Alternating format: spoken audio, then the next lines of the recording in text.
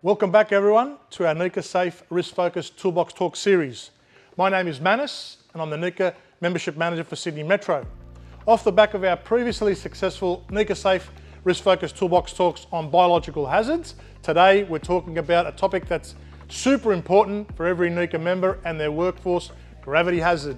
Joining us today is Cassie, one of our specialist NECA Safe advisors. Now, before we jump into today's topic with Cassie, I'd like to welcome Nathan Miles, Manager, Tealy Brookvale, from where we're broadcasting today. G'day Nathan. So, tell us a little bit about Tealy Brookvale and this great location. Thank you Manus and the team at NECA. It's great to have you here today. Everyone's very welcome. We've got a fantastic range of products of all electrical accessories, including all the partners from NECA, including Schneider, NHP and IPD on site.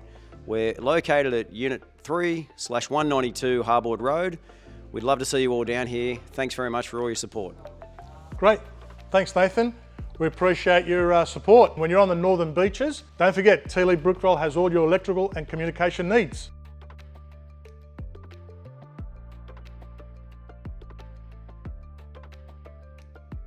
Now, Cassie, given the serious nature of this topic, could you start by explaining why it's vital our members stay informed about gravity hazards? Gravity hazards are among the leading causes of workplace injuries and fatalities in Australia. And despite improvements in workplace safety, the past decade has seen only marginal reductions in these incidents. For instance, falls from heights can lead to injuries such as unconsciousness, impalement and fractures, while slips and trips often result in musculoskeletal injuries and bruises. Such incidents not only impact the well-being of employees, but also pose substantial challenges to organisational productivity. Thanks, Cassie. I know from my own experience that people are not necessarily afraid of heights, but more the fear of falling from heights. We also know that working safely at heights is always on the radar of Safe Work New South Wales inspectors. So can you talk a bit more in depth about gravity hazards? Gravity-related hazards are based around people and objects that are in motion or free fall. Specifically within the electrotechnology sector, these dangers predominantly manifest through working at elevated heights, incidents of slips, trips and falls, and the risk posed by falling objects. The physics involved are the damaging forces of impact when the energy associated with the momentum of the falling mass, be it an individual or an object, is transformed into another energy. Stationary objects at height that can fall have potential energy, whereas those in motion have kinetic energy. Yeah, that's actually really interesting hearing about the science behind gravity hazards. That said, for the everyday Sparky, what do gravity hazards actually look like in day-to-day work life? And how do we reduce the potential risk when NECA members see them? To mitigate these risks, the first step in identifying potential hazards, especially in scenarios that intrinsically carry higher risks. Particular attention should also be given to work tasks that are carried out near unprotected open edges, on or alongside fragile surfaces, for example, cement sheeting roofs, rusty metal roofs, fiberglass sheeting roofs and skylights. On a potentially unstable surface, for example, areas where there's potential for ground collapse, on a sloping or slippery surface where it's difficult for people to maintain their balance, such as on glazed tiles or wet surfaces, and near a hole. That's great. Gravity hazards in the workplace and how to reduce the risks and these hazards seem fairly obvious. You speak to members every day, so I'm keen to understand, are there any hazards that are kind of overlooked? A commonly underestimated hazard of slips, trips and falls within how shoes are worn. A relevant case involved an apprentice who, despite wearing steel-cap boots, opted not to securely tie his shoes, leading to a fall. The apprentice tripped over a minor terrain difference of approximately 3 centimetres. And unfortunately he sustained a split head upon striking it against a metal wall or edge whilst attempting to stop his fall. There you go. Pretty simple, but the impact of not doing your shoelaces correctly can be a costly one. This really highlights that your boots are a form of PPE and shouldn't be worn incorrectly for comfort or for looks, no matter how stylish that may look. What are some things that we need to consider when assessing the risks? After identifying these hazards, it's key to assess the risks. Ensure your workers are completing a comprehensive risk assessment on site. Some key considerations are: what could happen if a fall did occur and how likely is it to happen? The design and layout of elevated work areas, including the distance of a potential fall. The number and movement of people at the workplace. Weather conditions, so that's including the presence of rain, wind, extreme heat or cold, which can cause slippery or unstable conditions.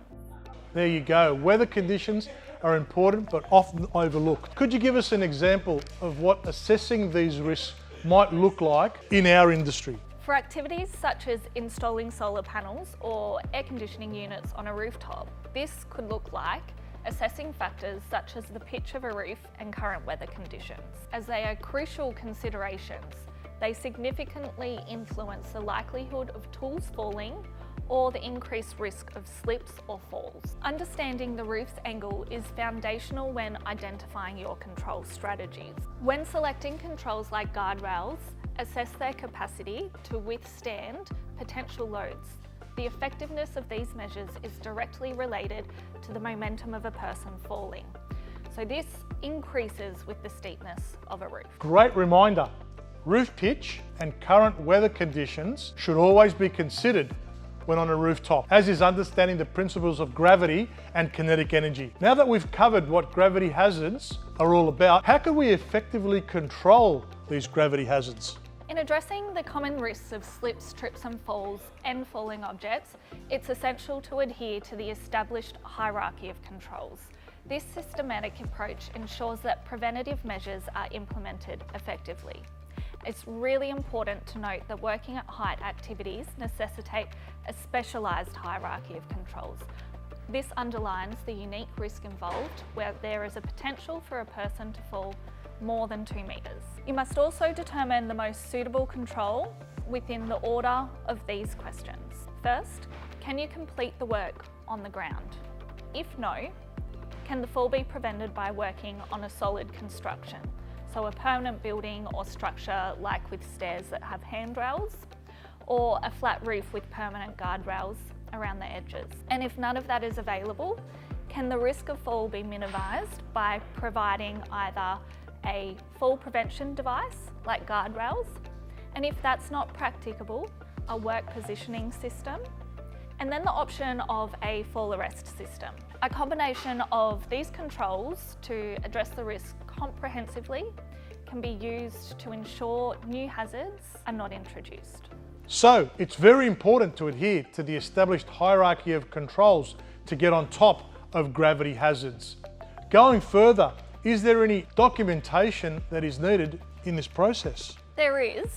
So where there's a risk of a person falling more than 2 metres, this is classified as high-risk construction work, and that has the requirement of using a safe work method statement, otherwise known as SWIMS. NECA members do have access to the NECA Working at Height SWIMS on the member knowledge base. Now you must also develop an emergency response procedure. Wow, another great reminder, Cassie, that potential to fall greater than 2 metres is classified as high-risk work, and therefore the need for SWIMS. What about establishing an emergency response procedure? What would that look like? So you would need to develop a comprehensive plan that covers the work area location, communication protocols, rescue equipment, capabilities of rescuers, first aid arrangements, coordination with local emergency services, and NECA members also will have access to a rescue plan template on the member knowledge base. So having the right controls in place is one thing, but do they ever need updating? Yes, they do. So maintaining these controls is equally important. Equipment such as ladders need to be regularly inspected for damage or wear and tear. So an issue that our NECA Safe team often comes across during our site audits.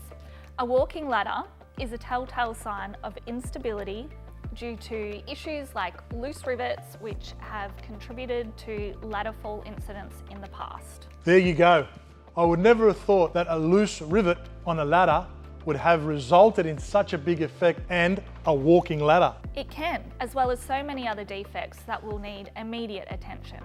Cracked or chipped fiberglass stiles, metal stiles with weld cracks, damaged or loose rungs or steps, worn or damaged ladder feet, and missing broken, worn braces, brackets, missing loose, bent or worn fasteners, so that's rivets, bolts and pins. Just going back to the controls for a sec, Cassie, how can we make sure these controls remain effective? So we really need management to engage in conducting systematic field-based inspections. You can leverage tools such as the NECA field-based inspection, which is accessible via the member knowledge base.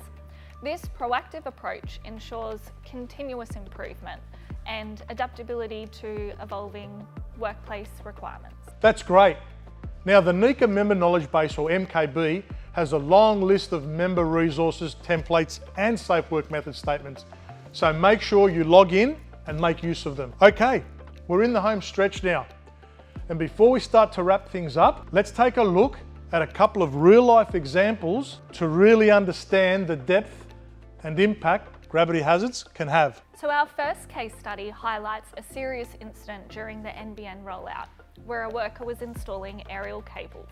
While ascending a ladder and securing himself to the pole, he overreached and lost his balance. He fell approximately 3 metres to the ground after the ladder dislodged. So despite immediate first aid and prompt emergency service responses, he sustained severe injuries. This included a fractured skull and lower back injury. So this case underlines the indispensability of rigorous safety protocols and swift emergency responses, as incidents can occur despite all precautions. The worker unfortunately didn't fully recover and subsequently sued the employer for damages relating to the injuries. The second case revolves around the tragic death of Jared Hayter, a 19-year-old apprentice electrician. So Jared fell through a skylight while installing solar panels. On the day he fell, witches' hats marked the skylights. There was no additional protection like plywood to prevent the fall or the absence of safety mesh on the roof. This shows a clear disregard for basic safety measures. The lack of proper instruction to an inexperienced worker, just like Jared, added to the overall risk. So unfortunately, Jared's parents are left with grief from a preventable tragedy, emphasising some losses are just beyond financial measure. His mother poignantly noted it could have been a $50 sheet for something to cover the skylight. This case underlines the vital need for comprehensive safety measures, strict supervision and in-depth training to avoid workplace accidents. Lives are priceless, and ensuring workers like electricians return home safely every day must be our paramount duty. Jared's story is a stark reminder and a call to action for better safety in the workplace. Your team's safety should always be your first priority, and we hope these reminders encourage you to take gravity hazards seriously. Thanks again to Nathan and the TLE Brookvale team for sharing this great location. Don't forget to come down and see the team here at TLE Brookvale. Thank you, Cassie, for shedding light on this significant impact of gravity hazards and the importance of comprehensive hazard identification of risk, assessment and control maintenance. To our NECA members and viewers, remember that staying vigilant, conducting regular inspections and fostering a culture of safety can significantly mitigate these risks. And they say prevention is always much better than the cure when it comes to gravity hazards. Final words, Cassie? So we encourage everyone watching to reinforce their understanding of these concepts by completing a quick quiz linked at the end of this video. Scan the QR code displayed on the screen to access the quiz and verify your competency in identifying and mitigating gravity hazards. Keep prioritising safety hazards in all your business, and be sure to contact the in-house specialist NECA Safe team for all your safety requirements. Until our next risk-focused toolbox talk on manual tasks, keep an eye out for that. It's bye for now.